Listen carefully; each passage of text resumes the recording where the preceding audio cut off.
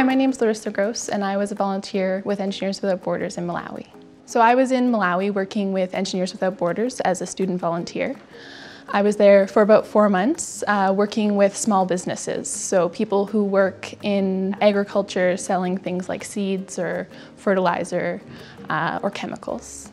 I was living part of the time in rural areas and part of the time in urban areas, but mostly in rural farming communities. The central region of Malawi is a lot like Manitoba. It's sort of flatlands, a lot of grasses, a few less trees than Manitoba, but it's very similar to the farming environment here. One thing I loved about Malawi and the people there was just how friendly they were. It reminded me a lot of home, with Manitoba being the friendly province. There are many causes of hunger in the region. They all sort of work together to create the bigger problem of hunger.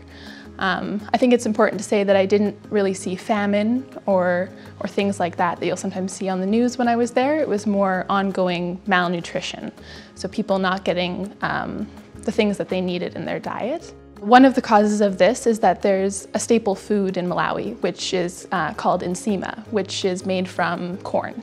And so it's eaten with almost every single meal, and everyone in the country eats it. And it doesn't necessarily give everyone the nutrition that they need.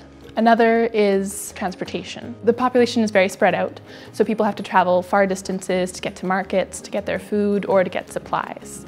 And this can be very expensive. So some of the impacts of hunger in this region, the more direct ones, are people who don't have good nutrition are going to get sick more often. Another is people are less productive. They don't have as much energy. So those are some of the more direct impacts. People just aren't as healthy. I definitely saw some differences in terms of girls and boys and the impact of hunger on them, in that boys would be sent to school if they didn't have the money. So girls didn't get the chance to go to school. They would either be working in the household with their mother or working in the markets to sell food for the family. In the area I was in, there was a couple things being done to improve people's access to proper nutrition.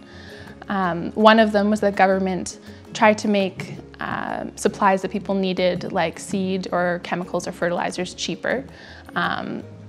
And so this would allow them to actually be able to afford it, be able to go to a market and buy those things to use on their crops, and that way they would have better crops.